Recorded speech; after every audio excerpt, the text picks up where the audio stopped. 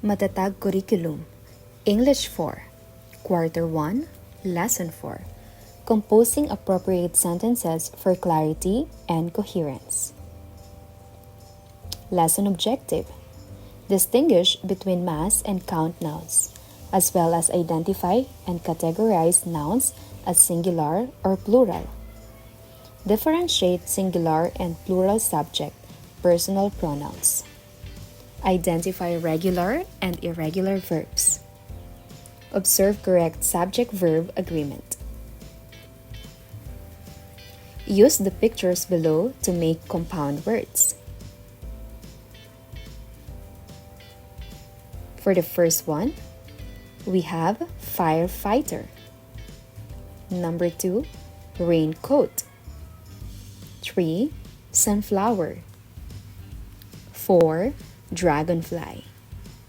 And number 5, seahorse. Look around your school. What do you see? Aside from objects, what else do you see? Do you know the different places in your school? Will you please name them?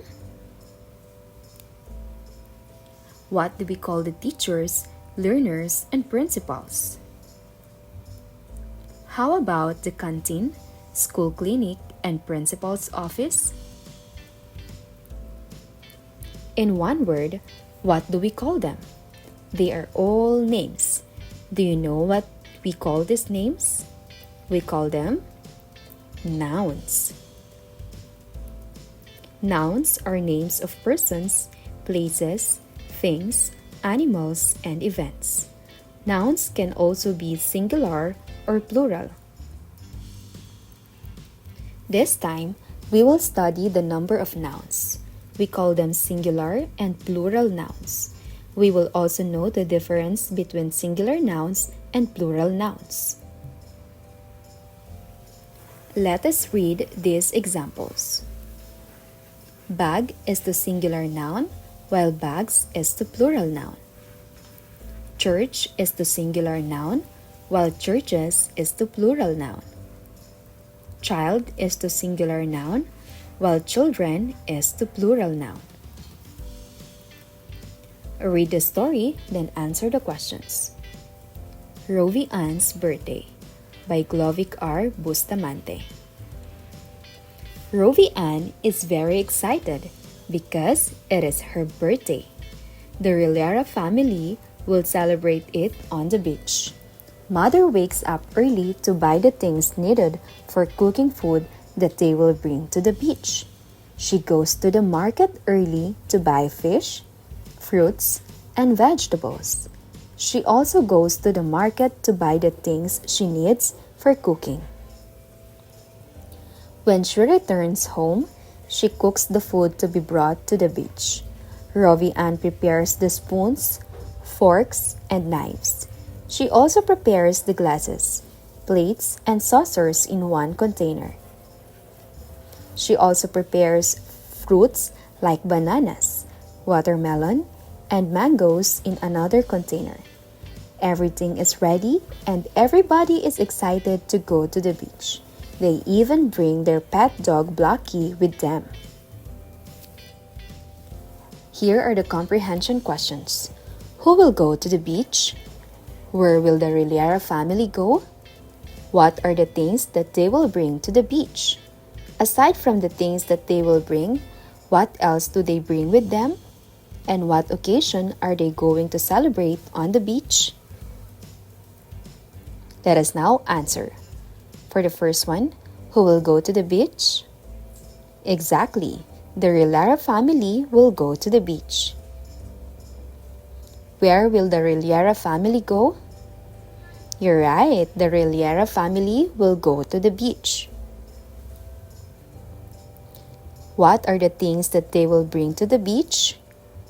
They will bring food that includes fish, fruits like bananas, watermelon, and mangoes, as well as utensils such as spoons, forks, knives, glasses, plates, and saucers. Aside from the things that they will bring, what else do they bring with them? They also bring their pet dog, Blackie. What occasion are they going to celebrate on the beach? They are going to celebrate Rovi Ann's birthday on the beach. All of your answers are called nouns. Nouns are names of persons, places, things, animals, and events. Nouns can also be singular or plural. Singular nouns refers to one person, place, thing, or idea. Example, dog, apple, book.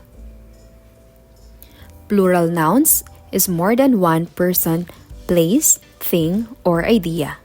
Examples, dogs, apples, and books. Examples, study the table 1 below. For the singular nouns, we have mother. For the plural nouns, mothers. Market, markets. Container, containers. Dog, dogs. For table 2, for the singular nouns, fairy. Plural, fairies. Story, stories. Elf, elves. Loaf, loaves. How do we form the plural of these nouns? You're right. We form the plural of these nouns by changing Y to I and adding ES. For table 3, for the singular noun, we have child. For its plural, children. Tooth, teeth. Foot, feet. We now proceed to the count and mass nouns. Count nouns are nouns that we can count one by one. Mass nouns are nouns that cannot count one by one. They are usually a big bunch or a kind of stuff. For examples, for the count nouns, we have cake, glasses, oven, cup. For mass nouns, rice, butter, sugar, and milk. Look at the pictures and identify if the underlined word is a singular or plural noun. Number 1. The butterfly is very colorful. 2. The clowns are laughing.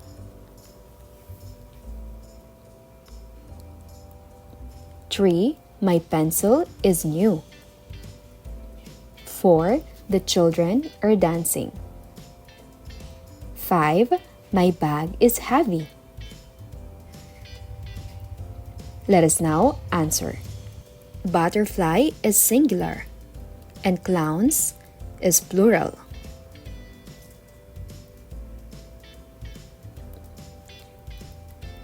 Pencil, singular, children, plural, and bag is singular.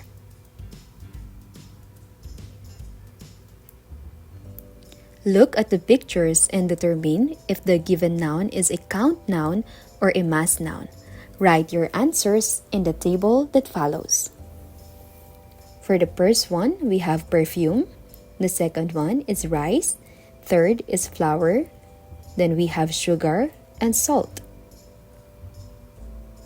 Let us now check your answers. For count nouns, we have flour. For mass nouns, we have perfume, rice, sugar, and salt. For the group activities, for group 1, write 5 nouns that can be found in the classroom. Then write if it is singular or plural. Example, books, and it is plural. Group 2, read the given nouns, then write if it is a singular noun or a plural noun. 1. Bus, ball, churches, key, children. Group 3, pick out the nouns used in the sentences, then write if it is singular or plural. Example, our class will clean it later. The word class is singular. She will go to the market tomorrow. The baby is smiling at me. That butterfly is colorful. The children are playing happily. I walk my dog every morning. For Group 4, read the following nouns and put them under the proper column. Count nouns or mass nouns. Soup, milk, eggs, toy, coffee, cup, salt, sugar, and fork. For Group 5, read the following count nouns and mass nouns. Choose the noun that doesn't belong to the group. Number 1, soup, coffee, egg. 2, water, apple, toy. 3, vinegar, patis, chicken cube. 4, shampoo, lotion, detergent soap. 5, sand, rice, and biscuit. Day 2. Singular and plural subject personal pronoun. Do you want people around you to always call your name? How will you feel if they will repeatedly call or say your name? Instead of repeatedly calling or saying the name of a person, we can use other words to replace them. Do you know this word? We call this word pronoun. After studying nouns, we are going to study another part of a speech, which is the pronoun. We also need to study the subject personal pronouns used as singular and plural. Example, Jonathan is an industrious boy. Jonathan wakes up early in the morning. Jonathan waters the plants every afternoon. Jonathan can even sweep the floor before going to school. Jonathan washes the dishes. Jonathan reviews his lessons before going to bed. Let us read the text and answer the questions. Celia is an amazing person. Celia always wears a smile on her face. Celia brightens the faces of people she meets. Celia is also helpful. Celia is willing to help anybody who is in need. Celia is also creative. Celia is good at painting and drawing. Celia has a strong self-confidence. Celia does not give up easily even during hard times. Celia is admirable. That is why Celia is my best friend. What did you notice in the text? Is there a repetitive word? Instead of repeating the name Celia, can you give me a word that can be used to replace Celia? You're right. It could be she. She is used to substitute for Celia. She is an example of a subject personal pronoun. She is used as the subject of the sentence. Celia is a noun, while she is a pronoun. Read the paragraph below. Read the paragraph below. Mother went to the grocery store one day. The sales lady smiled at Mother to welcome her. Mr. Reynoso asked what would Mother buy. Mr. Reynoso said that Mr. Reynoso and his wife are willing to help Mother. Mother said Mother wants to buy some fresh fruits. Fresh fruits are better than junk food, said Mr. Reynoso. Mr. Reynoso's daughter sells the fruits to Mother. For the comprehension questions, who went to the grocery store? Who smiled at Mother? Who asked what Mother needed? Who were willing to help Mother? What are better than junk food? Let us now answer. Who went to the grocery store? You're right, Mother went to the grocery store. Who smiled at Mother? Exactly, the sales lady smiled at Mother. Who asked what Mother needed? You're right, Mr. Reynoso asked what Mother needed. Who were willing to help Mother? You're right, Mr. Reynoso and his wife were willing to help Mother. What are better than junk food? Exactly, fresh fruits are better than junk food. Words that are repeatedly used in a paragraph or even in a sentence can be replaced with other words to make the idea much clearer. She, he, they, it are examples of subject personal pronouns. Personal pronouns are words used in place of nouns in sentences. The following are examples of subject personal pronouns. For the person, we have first, second, third. It's singular. I, you, she, he, and it. And for its plural, we have we, you, and they. When using personal pronouns to replace nouns, it is important to choose the correct pronoun based on the number of the subject. The subject may be singular, referring to one person or thing, or plural, referring to more than one person or thing. For the work example, complete the sentence by writing the correct personal pronoun. 1. Blank is big. 2. Blank is a veterinarian. 3. Blank are cute. 4. Blank is kind. 5. Blank is red. Let us now answer. 1. It is big. 2. He is a veterinarian. 3. They are cute. 4. She is kind. 5. It is red.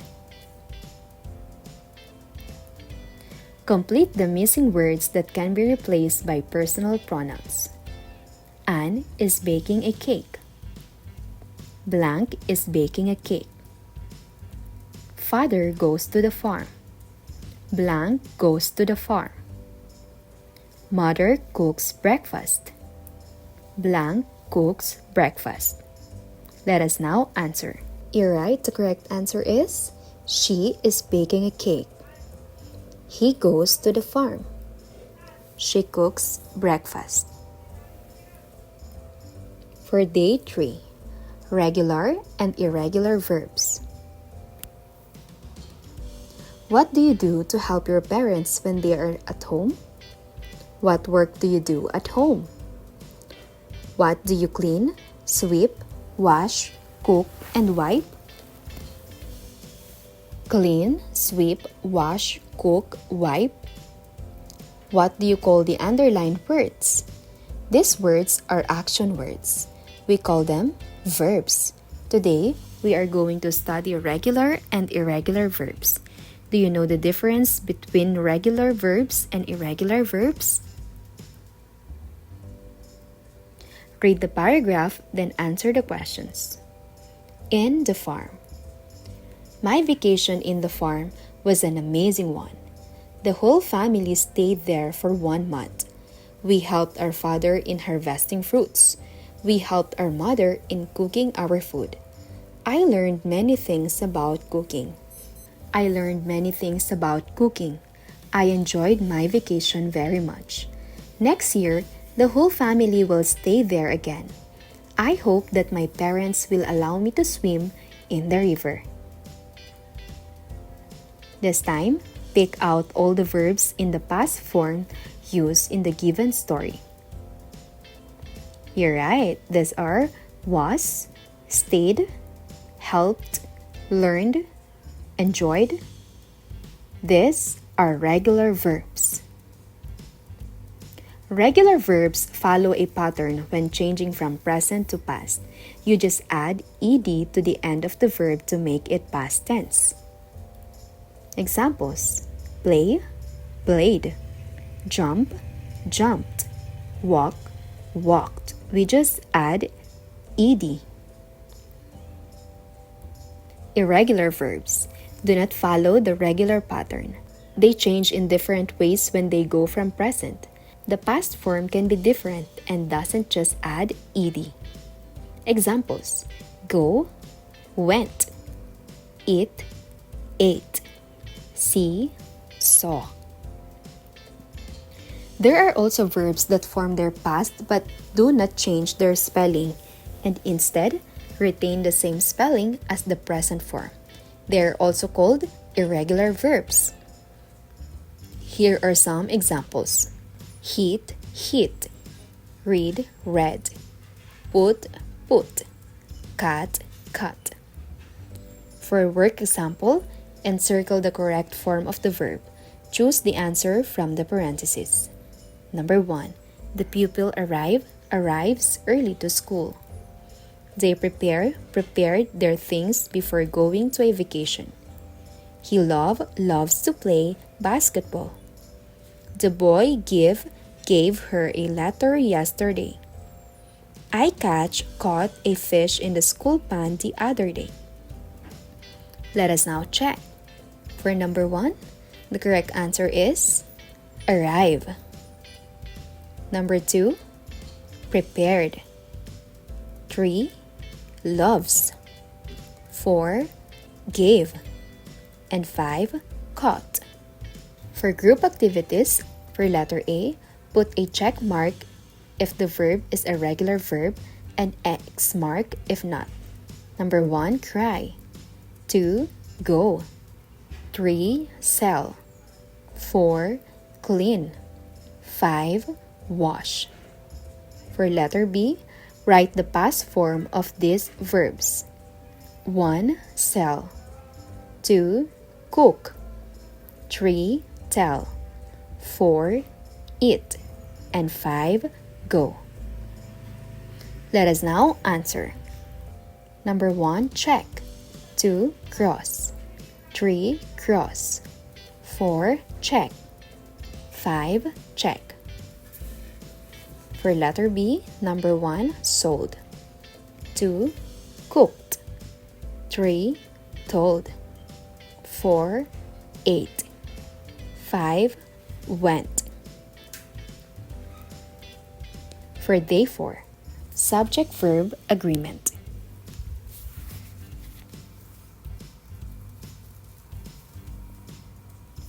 The verb must always agree with its number. If the subject is singular, the verb must be in singular form. If the subject is plural, the verb must also be in plural form. We will study the correct subject-verb agreement to avoid confusion. Read the sentences. Manny Pacquiao makes all Filipinos proud. 2. He starts and ends his game with a prayer. 3. He tries to win all his games. 4. Filipinos watch during his game. 5. Many people admire him as a player. Let's read the story Ben's Cat by Glovic R. Bustamante. Ben's aunt gave him a cat as his pet. He loves his cat very much. He feeds it well. He gives it clean water to drink and gives it a comfortable place to sleep in. He even bats the cat once a week. One day, they strolled on the farm. Ben was happy watching the beautiful butterflies when he saw a big snake. He was afraid because it would bite him. As the snake produced a sound and ready to attack him, the cat jumped on the snake. It bit the snake, and the snake died. Ben was so happy because his cat saved his life. Ben hugged the cat, thanked it, then they went home. For comprehension check, who has a cat? Who gave the cat to him? Why did his aunt give him the cat? How did he treat his cat? Let us now answer. Who has a cat? You're right, Ben has a cat. 2. Who gave the cat to him? Exactly. Ben's aunt gave the cat to him. 3. Why did his aunt give him the cat? You're right. The story does not explicitly state why his aunt gave him the cat, but it can be inferred that it was a pet for Ben. 4. How did he treat his cat? He fed it well, gave it clean water to drink, provided a comfortable place to sleep, and bathed it once a week. Singular subjects. Use he when referring to a male person or an animal. Example, my father is working. He is industrious. Use she when referring to a female person or animal. My mother is cooking. She is preparing breakfast. Use it when referring to an object, an animal, when the gender is not specified, or a non-living thing. Example, the dog is sleeping. It looks tired. I is used for the first person singular, the speaker. I am the chairman of that program. You can be used for both the second person singular, the person being spoken to, and also as a polite form of address. Example, you are my niece. Plural subject. Use they when referring to more than one person or thing. Example, the learners are studying. They are studious. We is used for the first person plural, including the speaker and others. Example, we are going to Ilocos Norte. You can be used for both the second person plural, a group being spoken to, and as a polite form of address. Manny Pacquiao. It is singular. That's why the verb that was used was makes, and that is singular. 2. He, singular. The verb is starts and ends. It is singular. 3. He. It is singular. The verb used is tries. It is singular. 4. Filipinos. It is plural. That's why the verb that was used was watch, which is plural. 5. People is plural. That's why the verb that was used was admire, which is plural. For work example, fill in the blank with the correct form of the verb. Ray makes blank his project with his father. 2. The fisherman returns blank for their safety. 3. The learners enjoys blank their presentation on the stage. 4.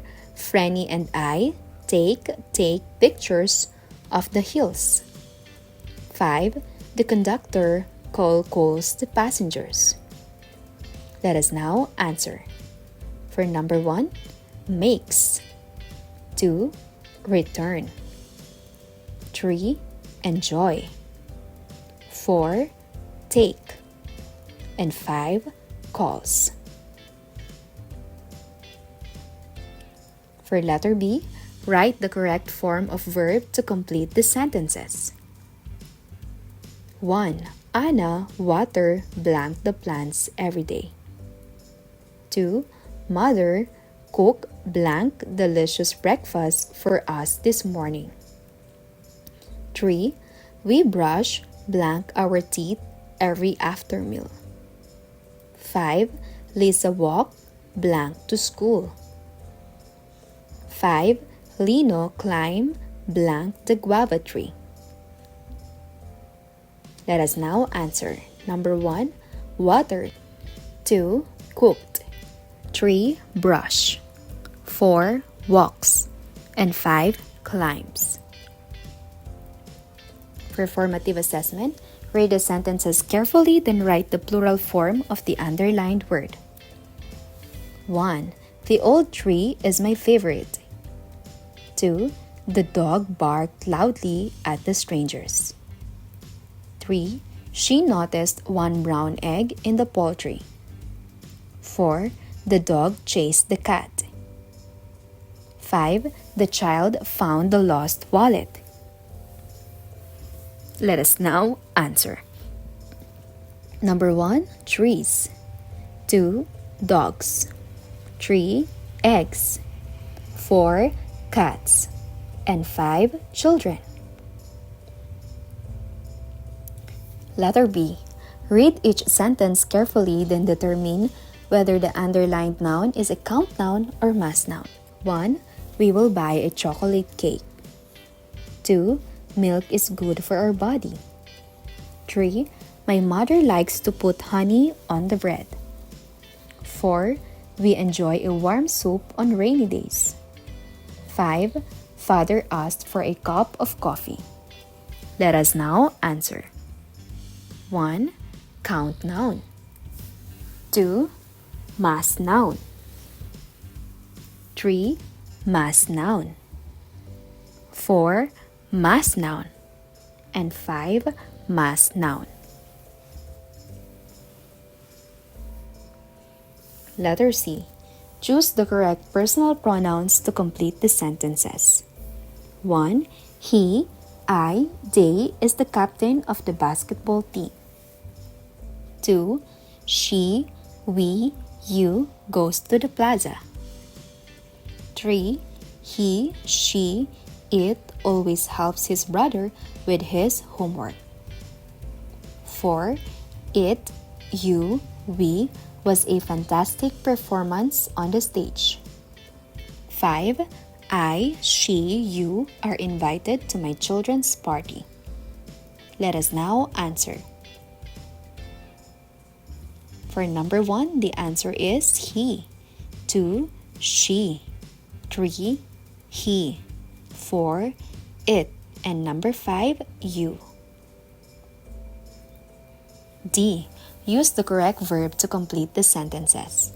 The birds sing sweetly in the tree. A colorful butterfly fly high in the garden now. 3. The river flows calmly through the valley. The learners studies their lesson every night. My friend and I will plays volleyball this Saturday. Let us now answer. For number 1, the correct answer is sing. 2. Flies. 3. Flows. 4. Study. And 5. Play.